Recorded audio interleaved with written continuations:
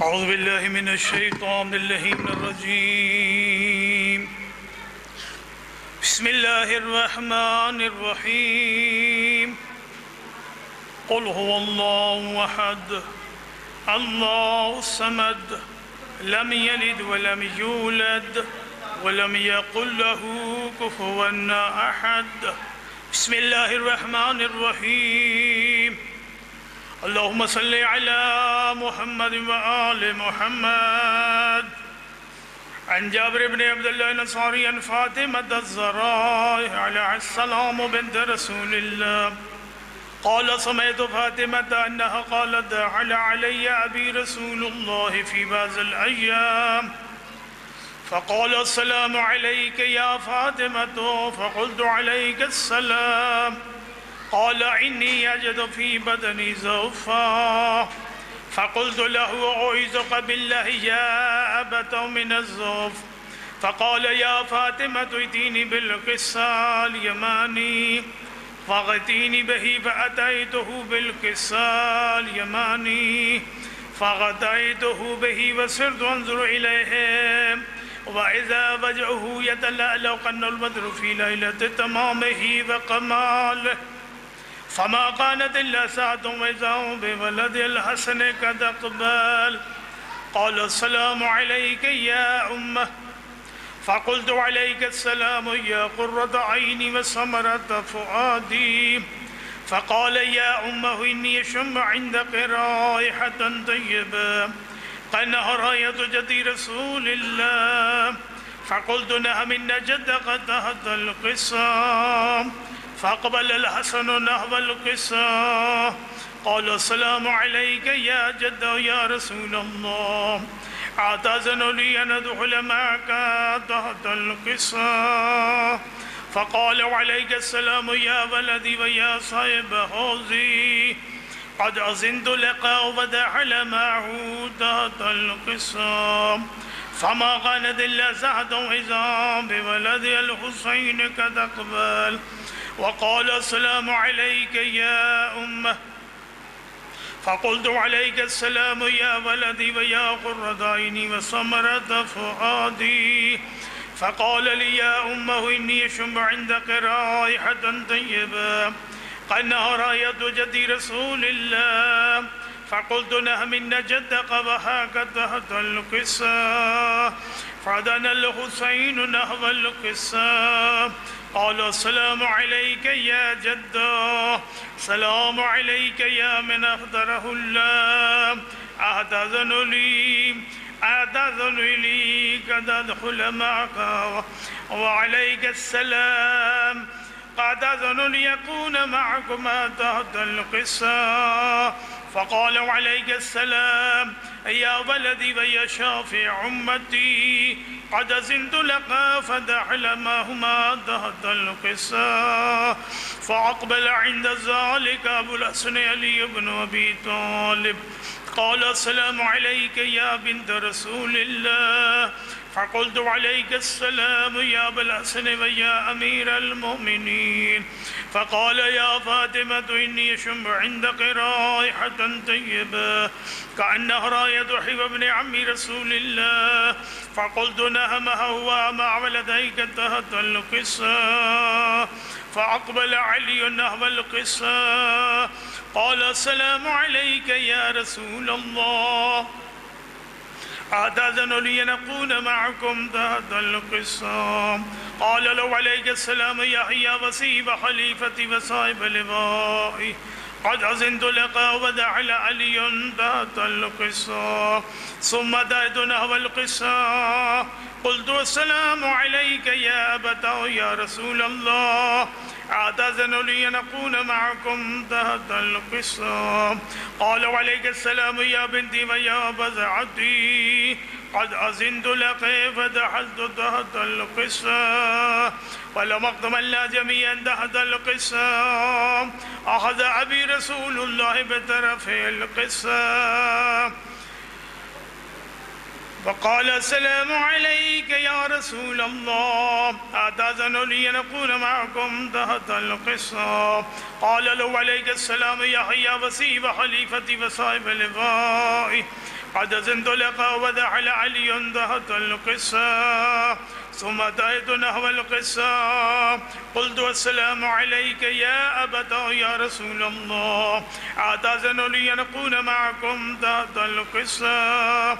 قال عليك السلام يا بنتي ويا بزعتي قد أذنت لك فدخلت تحت القصة.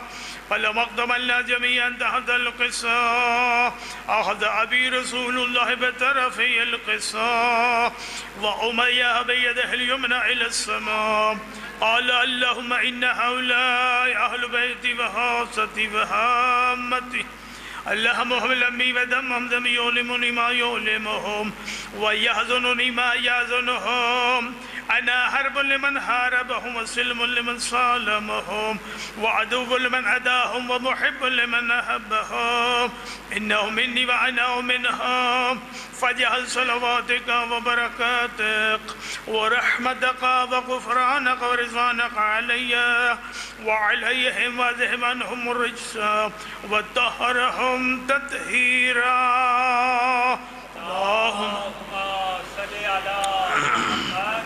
فقال الله عز وجل يا ملائكتي ويا سقان سماواتي إني ما خلقت سماء مبنية ولا أرضا مدعية ولا قمر منير ولا شمس مزية ولا فلق يدور ولا بحر يجري ولا فلق يسري إلا في محبة هؤلاء الخمسة الذين هم تحت القصة.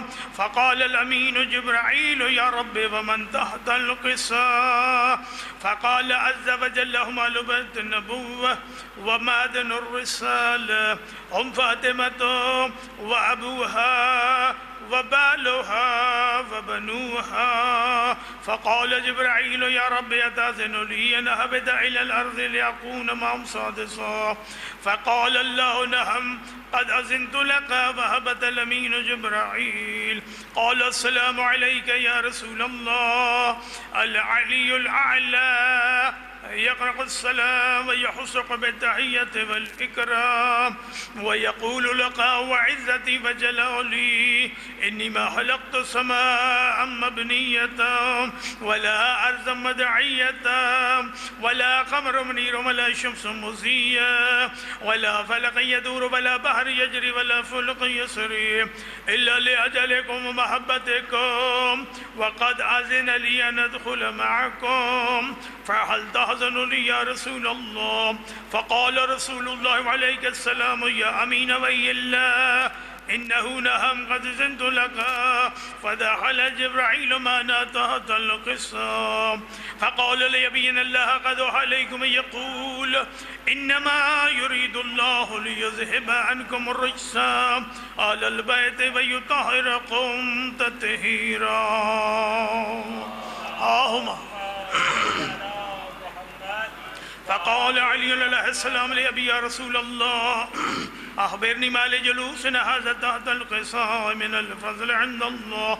فقال النبي صلى الله عليه وآله والذي بعثني بالحق نبيا واصطفاني بالرسالة نجيا ما ذكر خبرنا هذا في محفل من محافل أهل الأرض وفي هجم منشيتنا ومحبينا إلا ونزلت لهم الرحمة وحد بهم الملائكة واستغفرت لهم إلى يتفرقوا. فقال علي عليه السلام إذا والله فزنا وفاز شيتنا ورب القاب.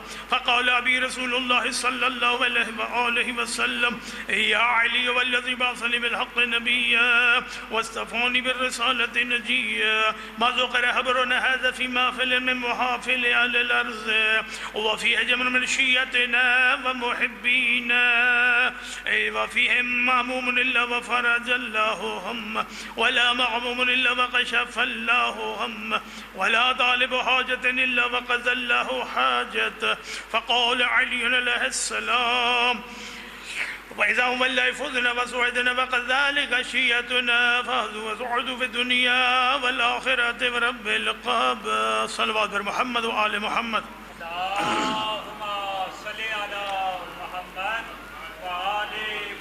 مومنین کرام، عزیزان مظلوم کربلا، جیسا کہ آپ کو علم ہے، چیلم سید الشہداء کی مجالس عزا کی سلسلے میں ہم سب جمع ہیں۔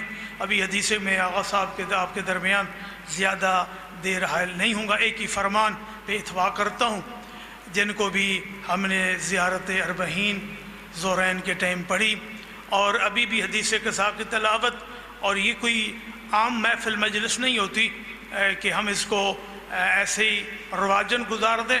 ویسے تو یہاں پہ ہم جملہ آخر میں پڑھ رہے ہیں کہ اعظم واللہ، یہ جو حدیث قصا میں ہے کہ جب ہمارے شیعہ جہاں جمع ہوتے ہیں، ہماری محافل و مجالس کو برپا کرتے ہیں، تو ذات پروردگار کے فرشتے اس وقت ان پر رحمت، ذات پروردگار کی طرف سے رحمت برستی رہتی ہے، اور ان کے لیے فرشتگان الہی استغفار کرتے رہتے ہیں جہاں تک کہ وہ متفرق ہو جاتے ہیں۔ وہ لہٰذا یہ محفل مجلس کو اسی حمیت کے پیشر سمجھنا چاہیے۔ اور مومن کی 5 علامتیں ہیں، جس طرح دن کو بھی آپ نے فرمان سنا کہ ایک یہ ہے کہ وہ کامل رکعت نماز پڑھے، یہ شب روز کی نماز پنجگانہ، سن نوافل اور فرض کو ملائیں تو کامل رکعت نماز بڑھتی ہے۔ دوسرا، مومن کی نشانی اس کے دائیں ہاتھ میں کوئی نہ کوئی نغینہ ہو، اور نماز میں بسم اللہ الرحمن الرحیم کو بالجہر پڑھتا ہو، اور سجدہ میں جب سجدہ کرتا ہو تو سجدہ گاہ خاک شفا پہ سجدہ کرے، اور 40 چیلم مولا سید الشہداء میں زیارت اربعین کو، زیارت امام حسین علیہ السلام کو پڑھے۔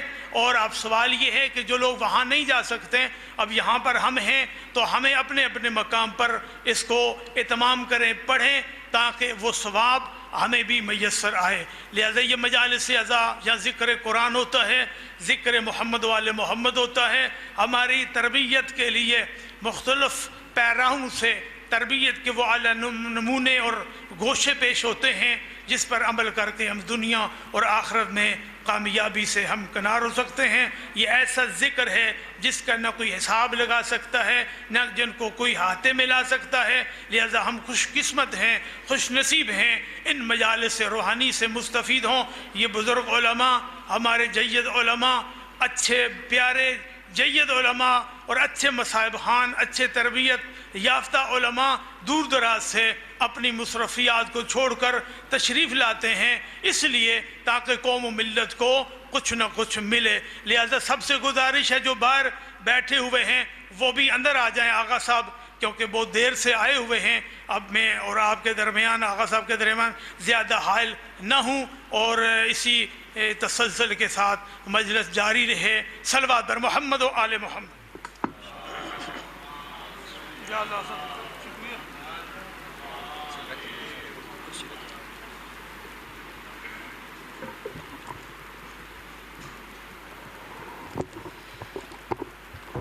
برائے خوشنودی محمد و آل محمد بلند تر صلوات۔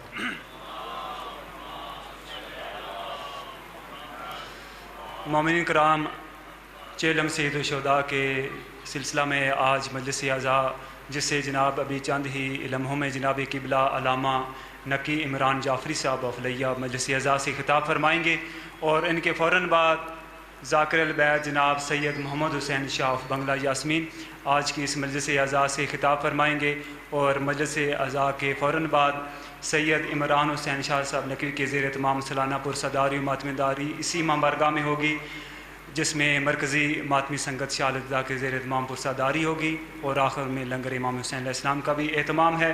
کل 21 صفر کو یہ سالانہ بسلسلہ چیلم سید الشہداء مجلس عزا کا آغاز دن 11 بجے ہوگا، جس میں جناب علامہ اظہر عباس شرازی، جناب علامہ علی حسن عسکری، جناب مولانا سید وزیر حسین کاظمی، جناب ذاکر البیت غلام مصطفیٰ علیانی، جناب ذاکر البیت مہدی عباس بلوچ، اور ذاکر البیت جناب ملک باقر خیرات ذکر محمد وال محمد بیان فرمائیں گے۔ شام 4 بجے سالانہ جلوس عزا مرکزی جلوس بسلسلہ چیلم سید الشہداء سید مظہر حسین شاہ صاحب مرحوم کے گھر سے شبیہ ذوالجلال کا جلوس اور سید تنویر حسین شاہ صاحب کے گھر سے شبیہ علم سرکار وفا علیہ السلام کا مرکزی جلوس گاہ پہنچے گا، جہاں پر زنجیر زنی ہوگی اور بوقت نماز مغربین اسی امام بارگاہ میں اختتام پذیر ہوگا۔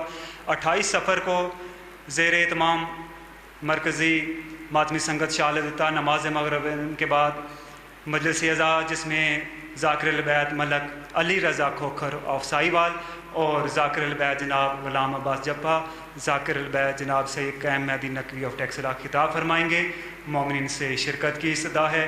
29 صفر کو اسی امام بارگاہ میں زیر اہتمام پسران سے صادق حسین شاہ صاحب مرحوم سید صفدر حسین شاہ صاحب کے زیر اہتمام سالانہ مجلس اعزاز بسلسلہ شہادت حضرت مولا امام حسن علیہ السلام شام 4:30 بجے ان کے گھر سے شبیہ تابوت برآمد ہوگا اور مرکزی جلوس بوقت نماز مغربین اسی امام بارگاہ میں اختتام پذیر ہوگا، اور نماز مغربین کے متصل فوراً مجلس اعزاز سے جناب علامہ سید محمد حسنین نقوی صاحب آف جنگی سیدہ خطاب فرمائیں گے۔